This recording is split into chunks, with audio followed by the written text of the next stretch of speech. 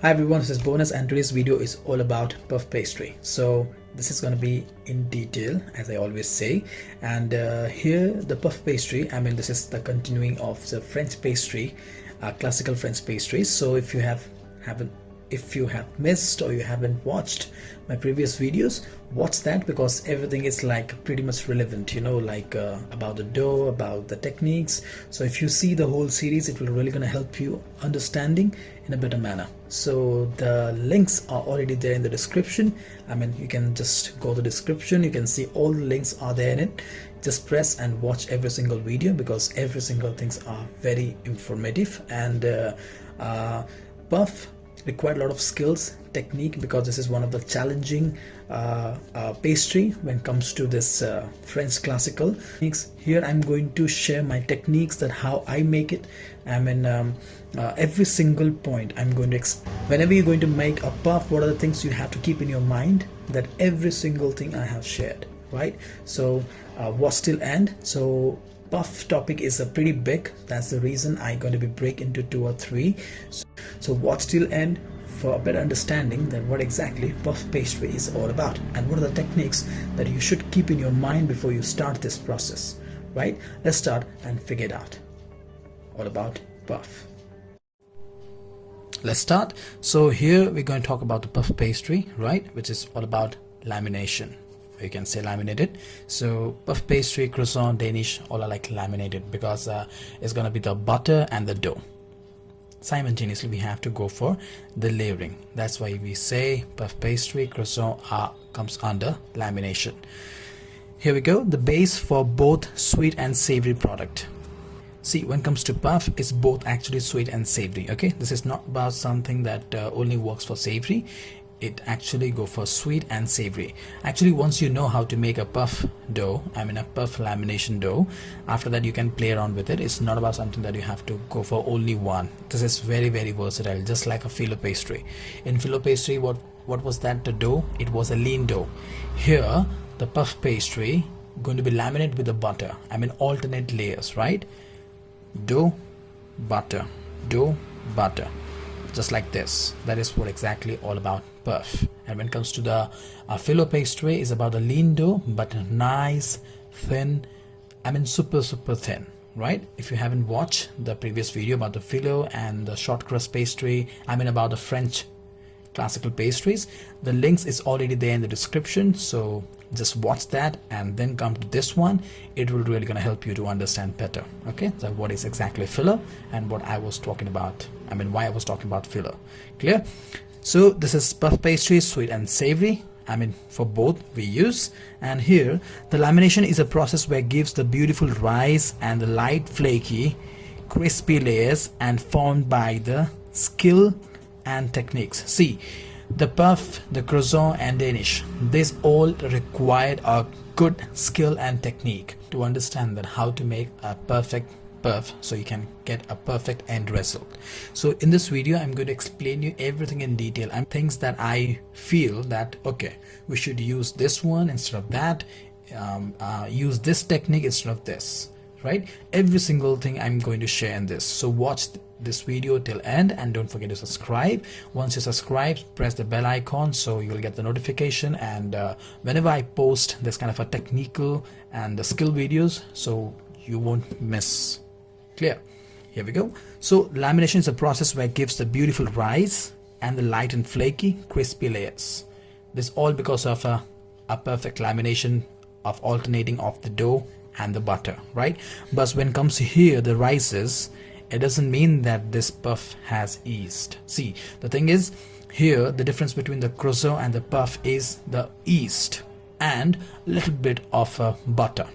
Here why I'm saying this, because puff doesn't have any yeast in this, just like a Phyllo pastry. Exactly. So this is also a kind of a lean, so it doesn't have any butter or yeast. Puff dough is a little hard, you can say, but when it comes to croissant dough, it's not that much hard.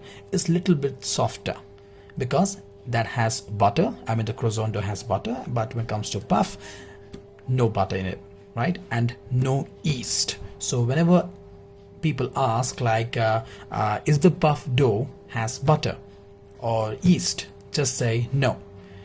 Puff doesn't contain any butter or yeast. This is just a lean dough. Clear?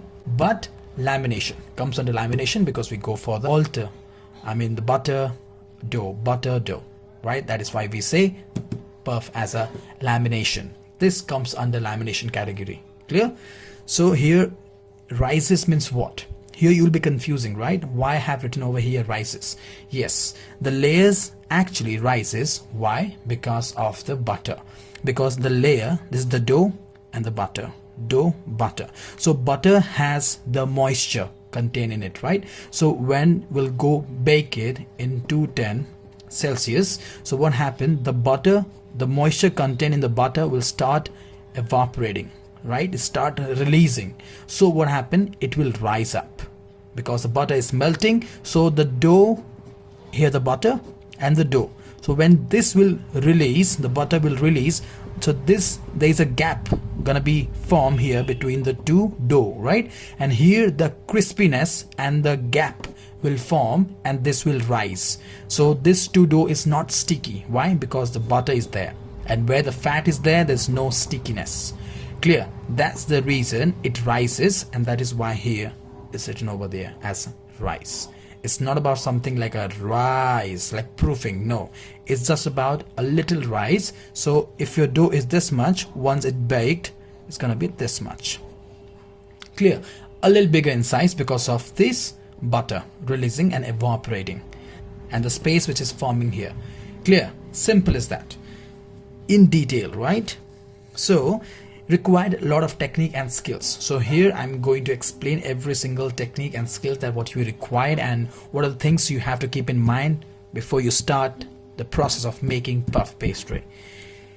It's a lean dough which not enriching. You can see here a lean dough which not much having enriching ingredients like components like eggs, milk, fat and sugar. No, puff pastry dough doesn't have this all things, right? Not much of enriching components like egg, milk, fat and sugar. But here you can see here, not much. Some of your chefs actually go adding this kind of a thing, but when it comes to puff, it's gonna be a lean dough. You can see here clearly mentioned is a lean dough, right? So some of you chefs like wanna make their dough in a very high, government style. When we say a government style means a high class end. So they sometimes they add actually for the richness. But again, when it comes to the market, if you want to sell in your bakery, which is a normal one, then I think so should go for the lean one, not spending this much money for this. But when it comes to a very, very high profile restaurants or something where people really expect that because they're paying very high, so they can go for this, adding a little bit more so can get a really nice flavor. As much of ingredient richness you're going to add, that kind of a flavor and result you're going to get, the texture and all, right? Depends on you that how much you want to spend. But when it comes to puff, it's a lean dough. Just remember, clear with this? It's a dough, just the dough. Why I have mentioned here, this is just a dough, right? This doesn't have any butter lamination. That comes different. So this is just to make a puff dough, right? Just a dough. Then comes a butter which goes inside this, and then we laminate. Here we go. I'll show you here. In the other part means is second one, which is the butter slab. So this is the dough is ready. We're just going to keep this dough for the rest for the whole 1 day, because this dough is going to work with the butter for the lamination process. So if the dough go for the rest, so the gluten will get rest, and simultaneously when we go with this process, so what happen, it will go nicely. Flexibility will be there. Here after making the dough, we want our dough to get a little rest. So we will keep it for 1 whole day. So as much rest you're going to give your dough, that's how you're going to get a really nice result.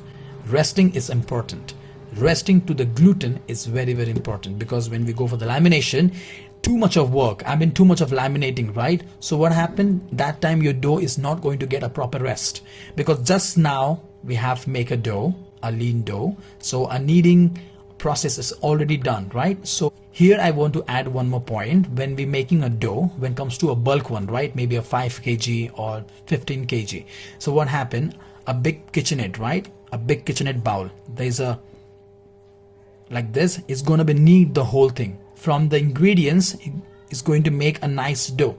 This machine is continuously processing, right, to make a puff dough, right? So this machine will start heating up, because when like normally when we go for making any paste or something like that, so in the mixer it'll start heating up. So what happens, it will start heating up. So when you touch that machine, because when you touch the machine it's pretty warm. Why? Because it's continuously working. So here, because of the continuously working, what happened, this dough gets heat.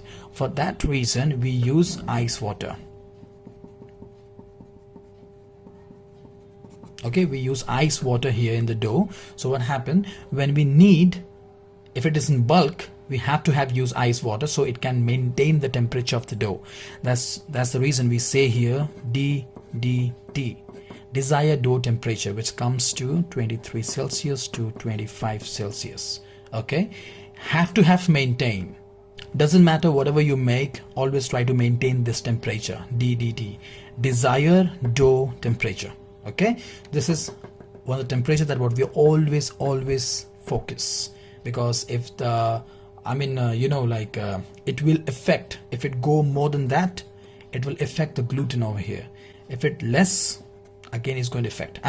If it less is okay, but if it go above, then it's going to be a problem to your gluten, right? Excess work, excess heat is going to be produced. So what happened, simultaneously a lot of things loses here, like the moisture content, it will affect the moisture content, it will affect the gluten strengths.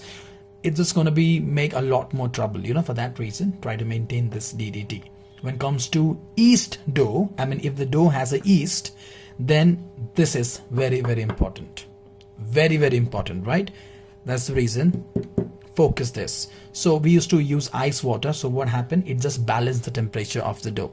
So while kneading, if there's any heat also, so what happened, the heat will not gonna ruin the dough, because it has a ice water. So it doesn't matter how long, to reach towards a perfect gluten, the machine heat won't affect the dough. Clear? So the heat will be stay away, because we're using the ice water here. Clear? This was not here just because of I'm writing and explaining. For that reason, I just got to know that I have to share this one, because this is something which is very important. While making the dough, use ice water, so it really helps your dough to maintain the temperature and also not overwork. One more thing I want to add here, whenever you work with the dough, make sure not supposed to go over kneading or under kneading. Okay, and here when it comes to puff or croissant, we don't really go for fully development of gluten, because by laminating, there's a lot more work happening with the flour, right? With the dough, not the flour, sorry, here about the dough.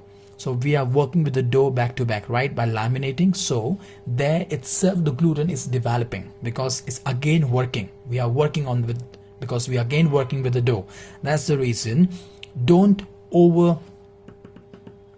try to get a window pin here, don't see window pin here. Okay, window pin, if you don't know, already have shared, just check one of my video, is there in my description. Under this video you can see the description box, there I have mentioned as a window pin, that link, click on that, you will figure it out easily. Just watch that video, is a bread video where I'm showing the window pin, that how to get the window pin, right, how to develop it.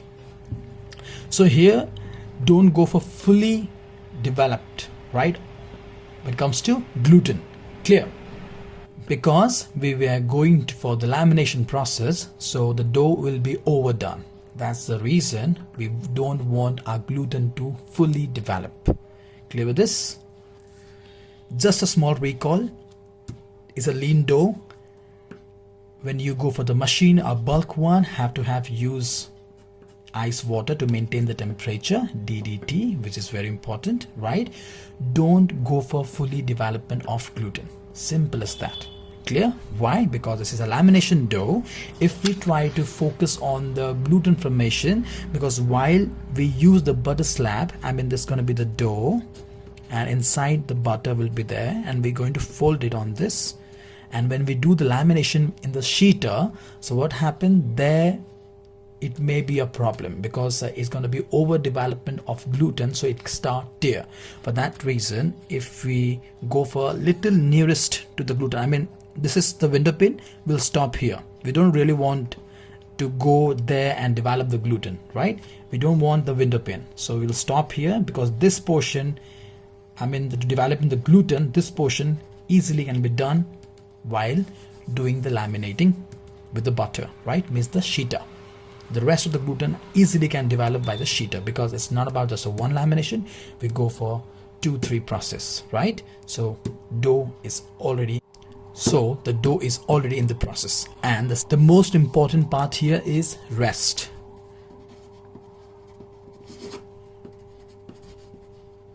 If you have time, go for 1 day. Proper rest to this dough once you're done from the machine. Where's the machine? Here. Clear? Once you're done kneading, give a rest to this dough for 1 whole day for the better work, right? I mean, smooth work. Here we go. Next is the butter slab. Let's figure it out, which will be incorporated into the dough, right, through a process of rolling and folding. I told you this gap, I mean to the gluten development, fully gluten development, or you can say window pane, right? So this gap will be here. The gluten going to develop here itself when we're going to go for the rolling and folding process.